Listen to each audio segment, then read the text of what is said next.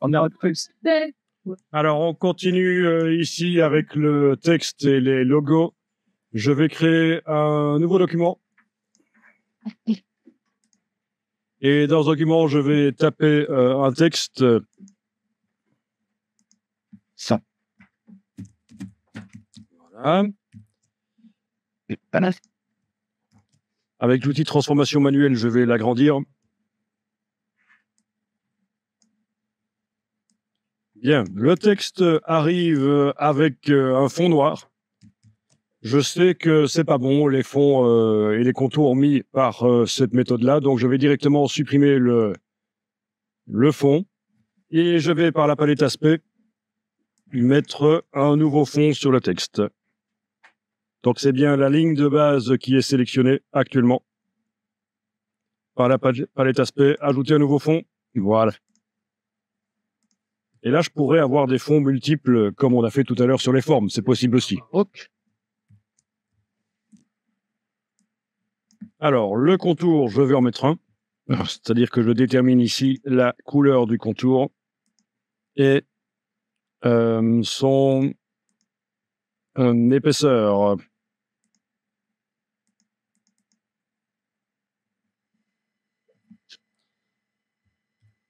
Bien. On sait que le contour doit normalement passer sous le fond pour qu'il ne modifie pas le dessin de la police. Donc, je prends la ligne contour, je la fais passer sous le fond dans la palette aspect, et voilà. Donc, ça, c'est plus correct.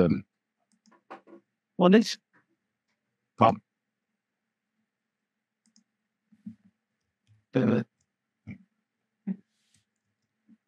Donc, en fait, le problème, si tu n'arrives pas à faire passer le contour sous le fond, c'est parce que tu es au niveau des caractères. Donc, ce que tu dois faire, c'est supprimer le contour et le fond. Donc, une diagonale rouge au niveau des caractères. Puis, tu double-cliques sur le mode texte.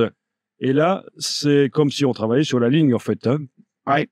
Et là, tu mets le fond et le contour et tu déplaces le contour sous le fond.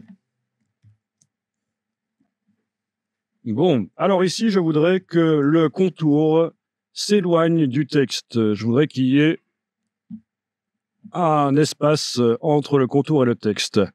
Donc, une solution, c'est d'augmenter l'épaisseur du contour ici, puis de mettre un nouveau contour au-dessus de celui-là. Le nouveau contour, le mettre en blanc avec une épaisseur moins grande. On est d'accord? Un nouveau contour blanc au-dessus du contour en couleur, ça crée une zone entre la lettre et le contour. Mais c'est pas une bonne solution. Parce que si je regarde donc en affichage, avec menu affichage, afficher le damier de transparence, vous comprenez tout de suite qu'en fait le logo contient des pixels blancs. Et je voudrais que ce soit transparent. Je voudrais que quand je le mets au-dessus d'une image, je vois l'image autour du texte, mais aussi à travers la lettre, là où c'est blanc pour l'instant. Donc la méthode qui vient d'être expliquée ici n'est pas la bonne. Ouais. Donc on va jeter le contour blanc. Il ne nous reste plus qu'un seul contour, c'est celui-là. Je indique que je travaille sur lui et je vais lui mettre un effet spécial qui va l'éloigner du texte. Donc, si j'essaye de mettre un effet spécial de transformation pour agrandir, on va tester. Menu Effet, Distorsion et Transformation. Transformation. Je coche la case aperçue et je modifie l'échelle. Par exemple, je vais passer à 105% ici et 105% là. Voilà. Donc, le contour s'agrandit. C'est peut-être pas encore assez. Je vais indiquer 115. 115.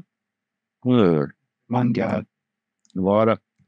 C'est pas génial. C'est pas génial. Et le contour s'agrandit, mais il ne correspond plus au fond.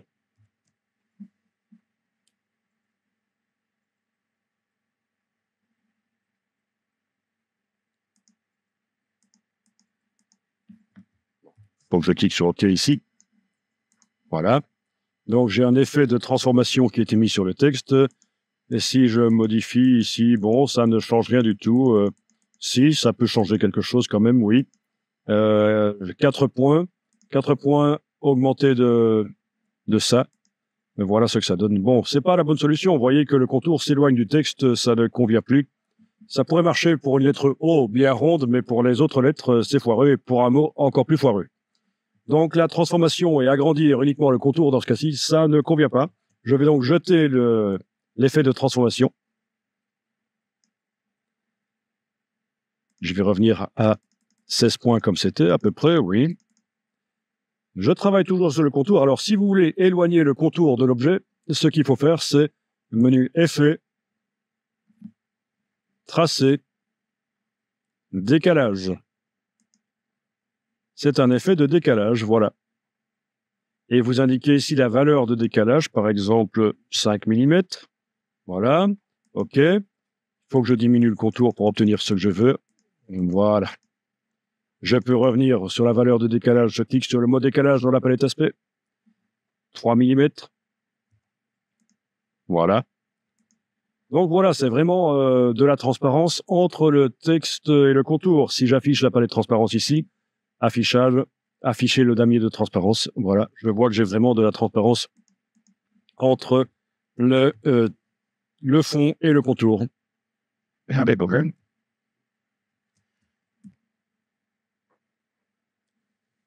Donc ça veut dire que si je crée une forme que je fais passer sous le texte, à travers le texte, je verrai la forme.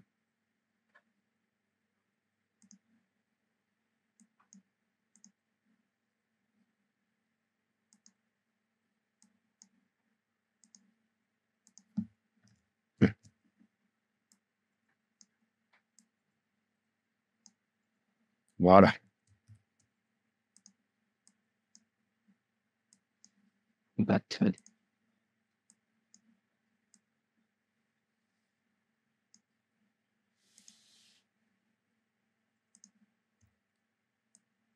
Bien, eh bien, on va mettre un deuxième contour sur le texte. Donc, vous sélectionnez le texte et on va mettre un deuxième contour.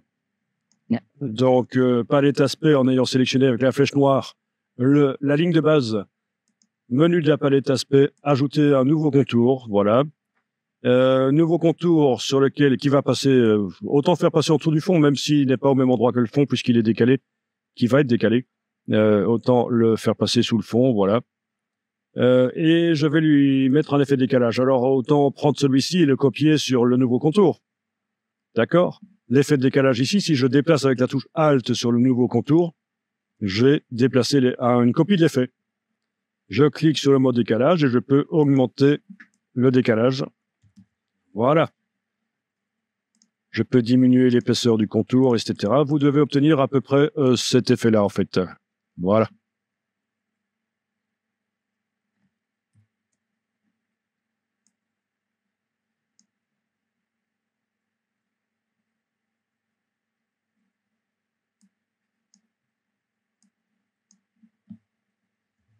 Alors, je vais enregistrer le document ici parce que je n'ai pas encore enregistré. Donc, toujours dans le dossier d'aujourd'hui. Je vais appeler ça contour avec décalage. Est-ce que quelqu'un est perdu à ce stade-ci? Yes.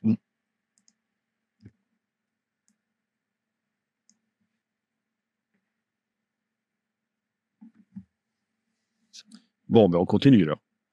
Donc, l'effet spécial ici, je vais le stocker dans la palette des styles graphiques. Menu fenêtre, style graphique. Vous déplacez donc le petit carré en haut à gauche. Vous le déplacez dans la palette style graphique qui va nous servir après. Nous allons le récupérer là-bas.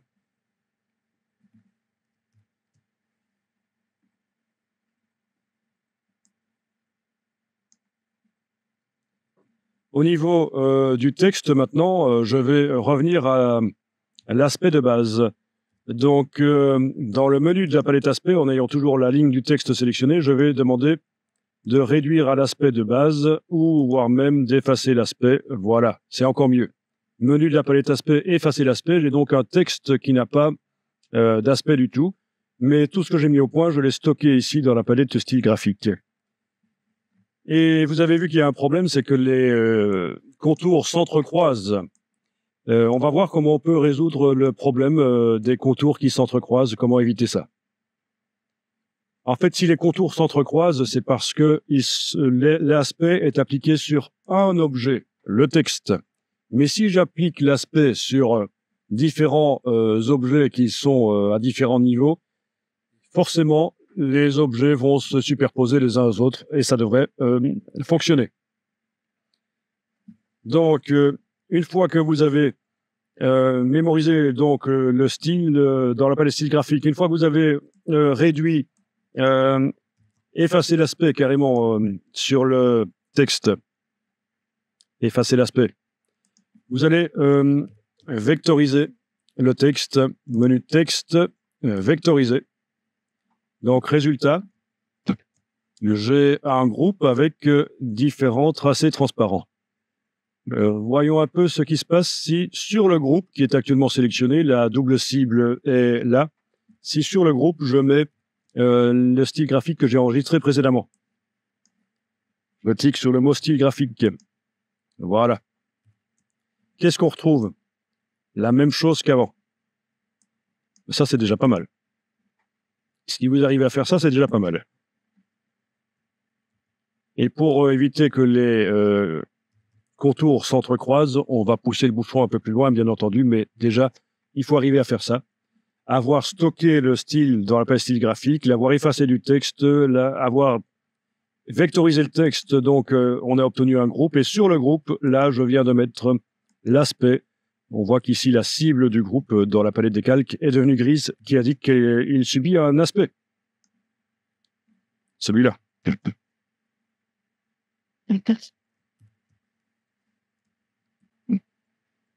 Alors, le groupe est toujours sélectionné. Je vois l'aspect qui est mis sur le groupe ici dans la palette aspect. Et je vais ajouter un fond. Ajouter un nouveau fond. Voilà. Ce nouveau fond, je vais le faire passer sous les contours. Ce nouveau fond va être blanc. Voilà. Donc, il est sous les contours, il est blanc. Et je vais lui mettre un décalage pour qu'il s'agrandisse. Donc, je peux aller chercher, par exemple, le décalage ici, dans un des contours, et avec la touche Alt, le déplacer sur le nouveau fond. Voilà. La valeur de décalage va me permettre de remplir la lettre. Alors, pour faire ça, c'est important de voir la transparence. Vous devriez afficher le damier de transparence. Menu affichage, afficher le damier de transparence. Voilà. Comme ça, vous allez voir la différence entre le blanc et le transparent. Et donc, ici, dans la palette aspect, pour le fond blanc que j'ai mis en dessous avec un effet de décalage, je clique sur le mot décalage et je vais indiquer une valeur qui va permettre de remplir la lettre. Alors, 6 mm, ça a l'air d'être bon. Si je mets plus, ça va déborder en dehors des lettres, c'est pas bon. Hein. 9 mm, ça déborde en dehors des lettres, c'est pas bon. Donc, la valeur qui convient ici, c'est 6 mm, visiblement. Voilà, ça a l'air d'être correct.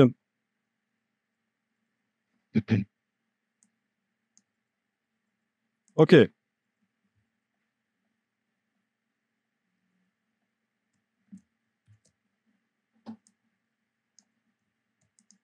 Et donc, voilà ce que ça donne. J'ai un fond blanc sur le texte et voilà, c'est toujours pas ce que je veux, mais on avance. Les contours s'entrecroisent toujours.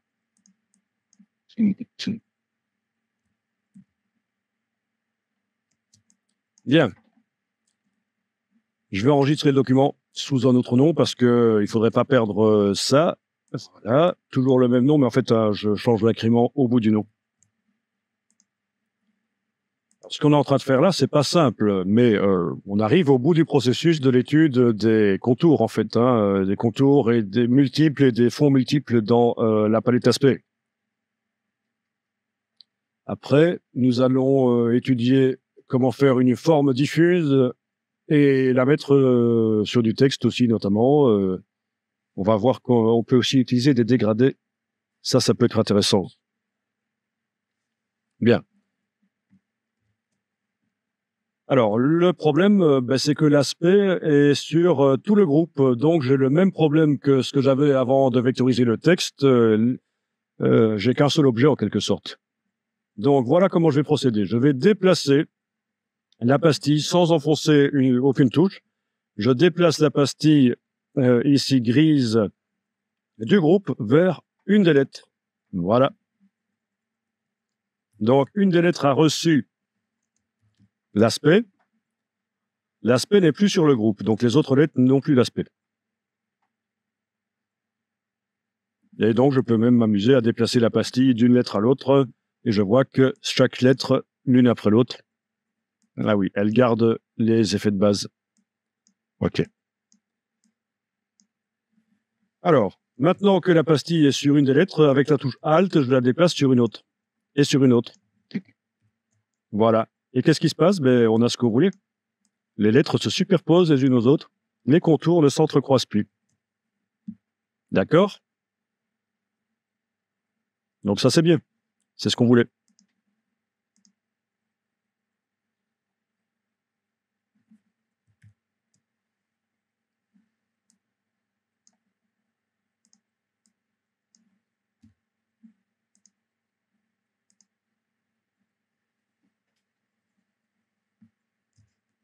Bien.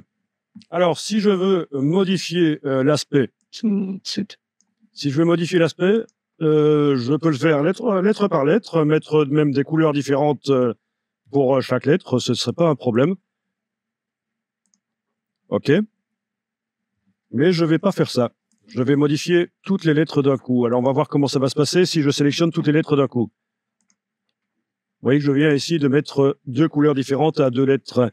Si j'active toutes les lettres avec clic, majuscule clic sur les pastilles, comme ceci, qu'est-ce que la palette aspect me dit? Aspect mixte. Ça veut dire que la palette aspect ne me montre que ce qui est commun à toutes les lettres. Vous voyez que le fond, ici, sur deux lettres, j'ai été le changer la couleur, et donc le fond n'apparaît pas, il est indiqué aspect mixte. Pas bon, ça.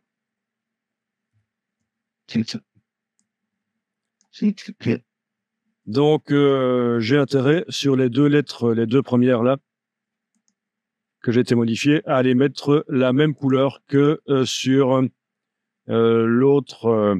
Alors, quelle était cette couleur? Bonne question. Je ne la repère pas facilement. Ça doit être celle-là. Oui, celle-là, voilà. OK. Ça, c'est une solution. Non, il y avait une autre solution si j'arrivais vraiment pas à la repérer.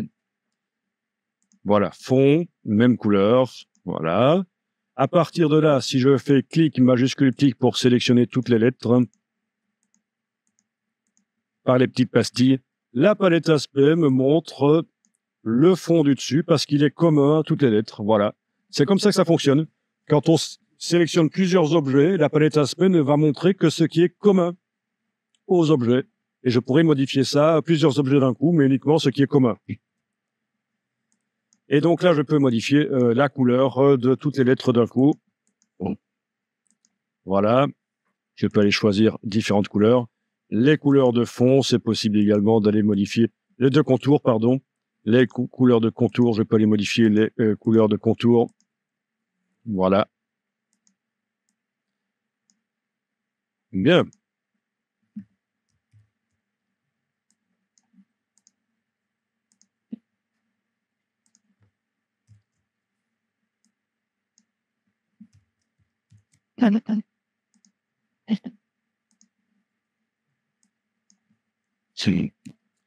Alors, si je veux modifier, d'abord ici, je vais me faciliter la tâche en verrouillant l'étoile que j'avais faite ici. Voilà, comme ça, je ne sais plus y toucher. Ça, c'est une chose. Si je veux modifier l'espacement entre les lettres, l'approche, comment faire? Plus possible d'y aller par la palette caractères parce que ce sont des formes. Le texte a été vectorisé par la palette caractères, menu fenêtre texte caractère. Je ne vais pas pouvoir modifier l'approche. Ce n'est plus du texte, en fait.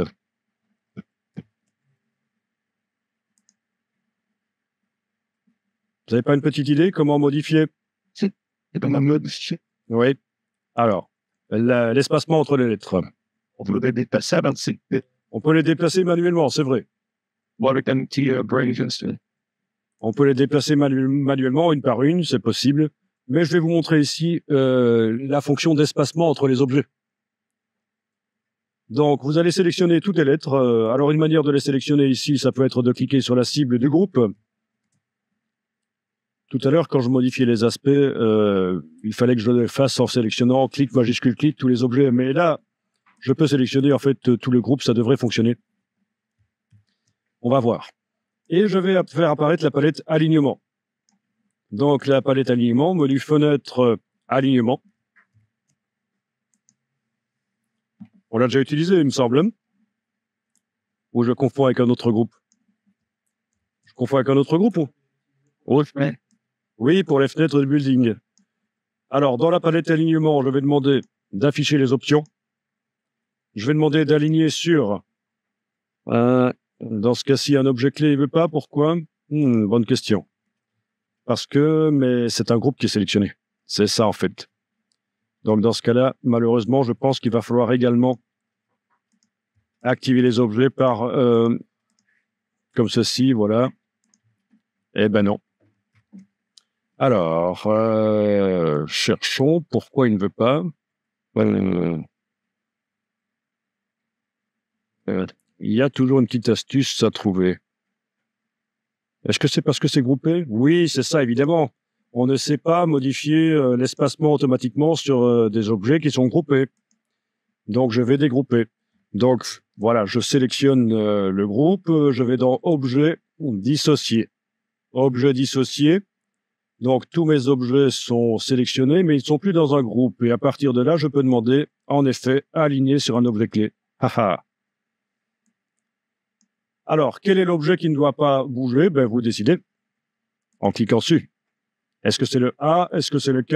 Est-ce que c'est le milieu du mot qui ne doit pas bouger? Est-ce que ça doit bouger de gauche vers la gauche et la droite? Pourquoi pas? Allez, je vais dire que c'est le A central ici qui ne doit pas bouger. Donc, quand je fais aligner sur un objet clé, je vais cliquer là-dessus et on voit qu'il est indiqué comme étant l'objet clé.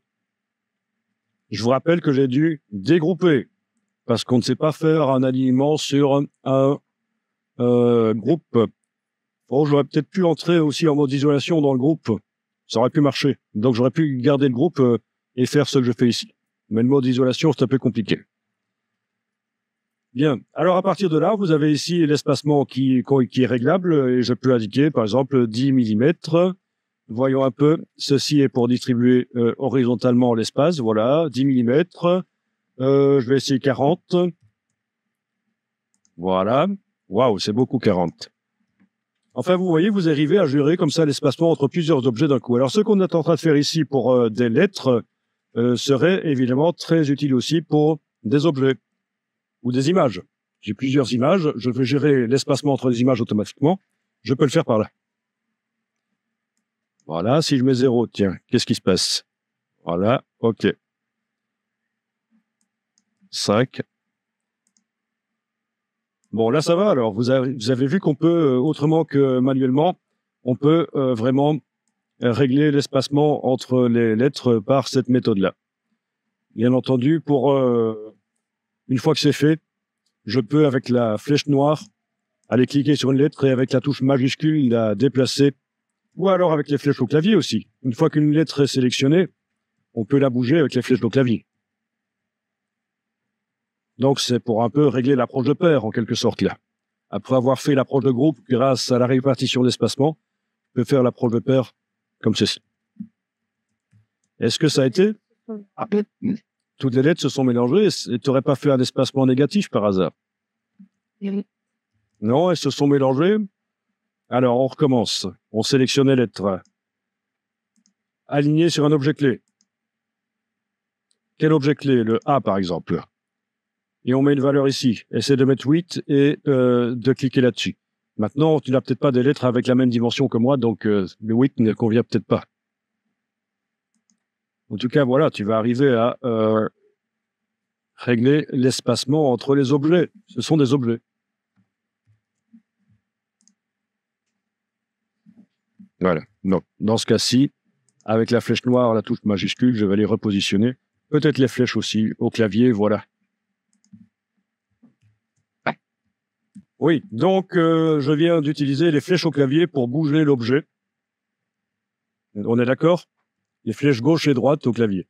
Alors parfois, vous allez trouver que le déplacement, quand on appuie sur la flèche au clavier, il est trop rapide ou trop lent. Eh bien, sachez que ça se règle, ça, dans les préférences d'Illustrator. Donc, édition préférences sur PC, sur Mac, Illustrator préférences. Je vais aller dans... Est-ce que c'est dans Unité? Non, c'est pas dans Unité, c'est dans Général. Waouh, il faut que je trouve ça.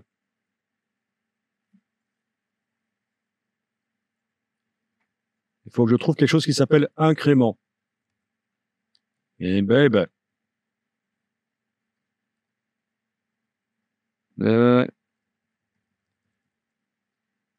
Eh bien, c'est pas facile parce que entre InDesign et Illustrator, parfois les préférences sont différentes et j'ai tendance à m'embrouiller au niveau des préférences.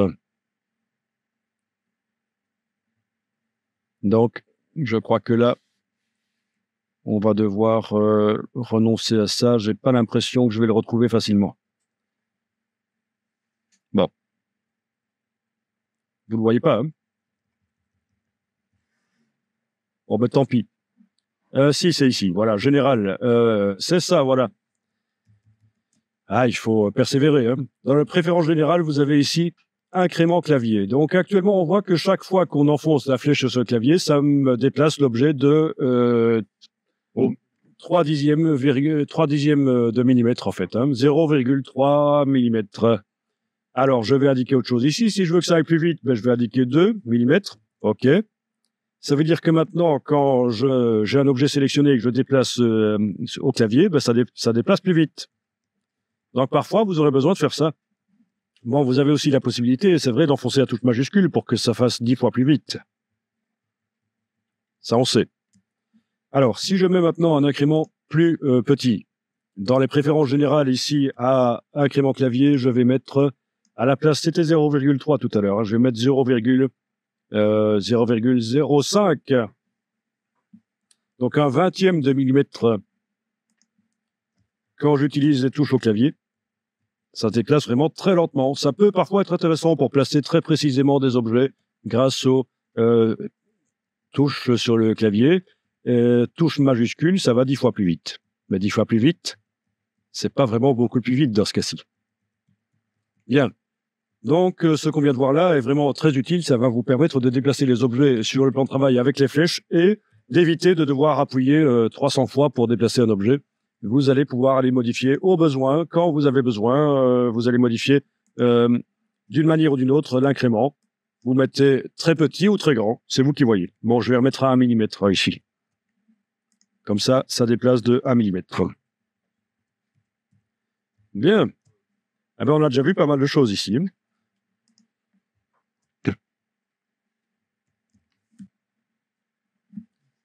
Alors, il me reste une chose à faire, c'est faire en sorte que le blanc soit transparent.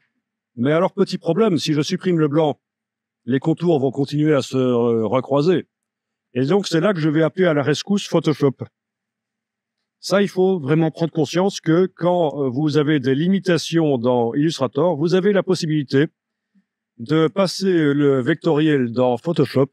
Il va rester vectoriel, il va pas pixeliser, et vous allez pouvoir utiliser des effets spéciaux Photoshop et puis récupérer ce qui a été traité dans Photoshop, le récupérer dans Illustrator.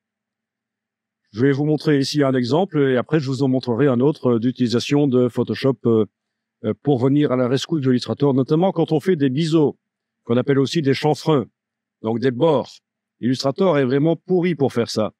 Donc je passe par Photoshop. Mais ça demande, ça demande pas de temps, non, ça demande pas de temps du tout, mais ça demande une bonne gestion des fichiers, de l'ordre. Si on n'a pas d'ordre, ça devient complètement foireux. Et vous allez comprendre pourquoi plus tard. Mais en tout cas, voilà, ici, je vais enlever l'étoile de mon illustration. Donc, il n'y a plus que le texte qui va apparaître. Je vais enlever l'œil en face, voilà. Et je vais enregistrer le document ici. et je vais l'appeler logo multi-contour de Adobe Illustrator. Voilà. Bien. Donc, je viens d'enregistrer ceci. Ah oui, au fait, quand on fait ça, il faut que le plan de travail englobe le logo. Si vous avez votre plan de travail qui est de ce style-là, pour travailler dans Illustrator, ça ne posera pas de problème. Mais pour le récupérer dans Photoshop, vous pouvez dire adieu au cas, il n'apparaîtra pas. Donc, le plan de travail doit absolument englober le logo d'une manière ou d'une autre, plus ou moins large.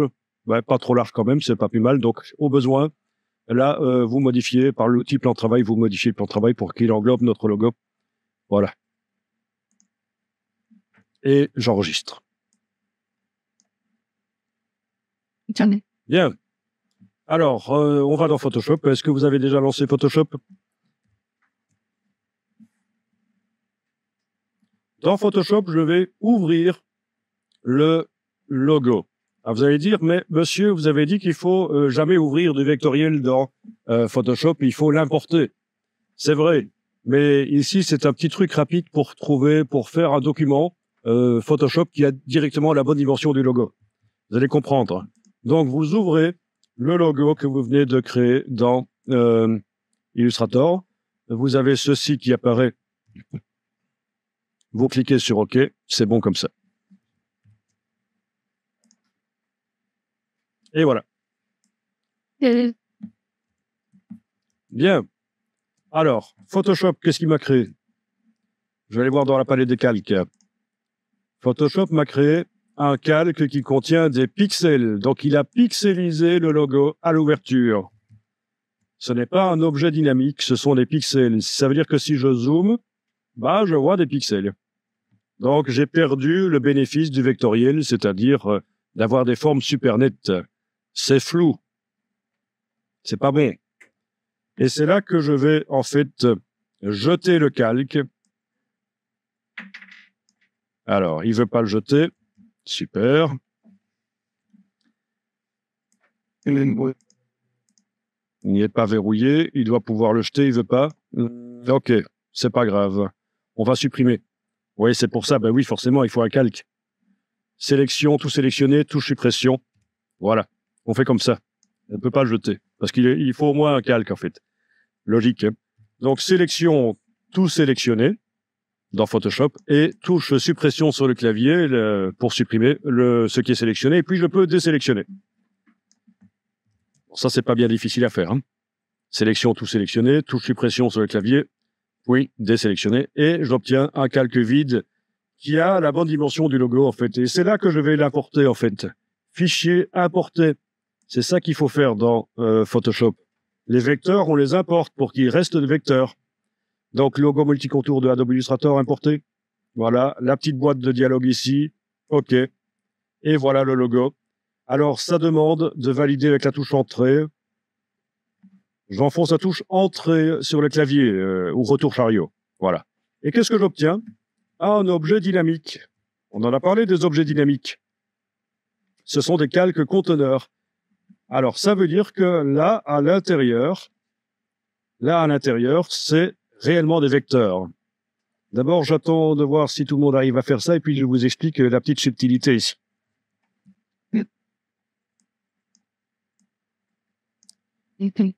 Donc, la subtilité, c'est que le calque conteneur contient les vecteurs Illustrator. Les vecteurs, c'est insensible au nombre de pixels, mais l'image, elle a un certain nombre de pixels. Image, taille de l'image. Elle fait 2663 sur 667. D'accord. Alors, faites ça. Allez dans le menu Image, taille de l'image. Et ici, on va par exemple indiquer, en ayant rééchantillonnage coché, donc le moteur de multiplication et de division du nombre de pixels, vous allez passer à pourcentage et vous allez par exemple indiquer 15%. Voilà. OK. Résultat, vous avez multiplié énormément le nombre de pixels qui sont dans l'image et votre logo paraît tout à fait pixelisé, pourri. Donc, je vous rappelle, ce qui est subtil ici, c'est que le calque conteneur, l'objet dynamique, contient les vecteurs. Si je remultiplie les pixels de l'image il va redevenir net le logo. En fait, c'est comme si l'image était une fenêtre à travers laquelle je vois le logo vectoriel. Si l'image contient peu de pixels, c'est comme si la fenêtre était sale. Je ne vois pas bien le logo. Si elle contient beaucoup de pixels, c'est comme si elle était super propre. Je vois très bien le logo qui se trouve derrière, dans l'objet dynamique. Eh bien, on va réessayer. Image, taille de l'image. Je vais multiplier ici, essayons 600. Oui, ça peut être 600%. Donc, je passe d'une image minuscule à une image qui sera beaucoup plus grande.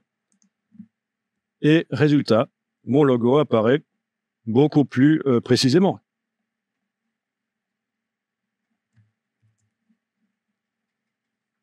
Eh oui. Et donc, je vous rappelle que quand vous avez un objet dynamique, il faut surtout refuser la pixelisation. Quand vous essayez par hasard avec le pinceau de dessiner sur l'image, Photoshop vous dit « vous devez pixeliser ». Mais c'est pas vrai, en fait. Vous annulez la pixelisation. Il faut surtout garder la chose vectorielle ici. Alors, je vous rappelle que dans ce cas-ci, pourquoi est-ce que je fais passer le logo par Photoshop? C'est parce que je veux utiliser une fonction de Photoshop que je ne trouve pas dans Illustrator, c'est l'écrêtage par luminosité. Alors, on y va. On va double-cliquer sur la droite du nom du calque et on obtient les options de fusion. Donc, je double-clique à la droite du nom du calque dans Photoshop. J'obtiens les options de fusion. Et ici, je vais bouger le curseur de droite au-dessus. Ben, je le bouge vers la gauche. Et voilà. Ce qui est blanc est devenu transparent. Ce qui est blanc est devenu transparent.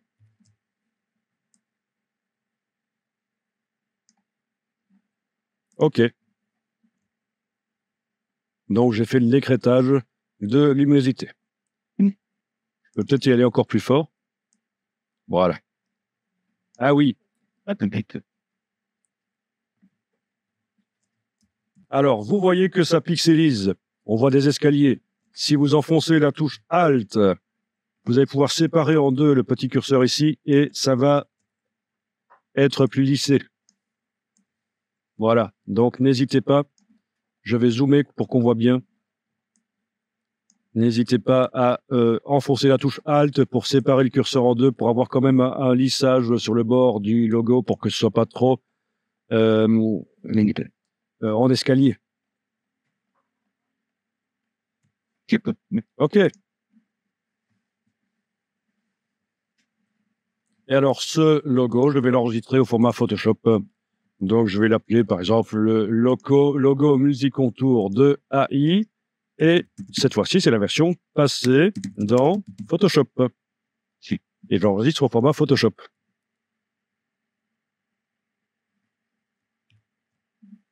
Enregistré.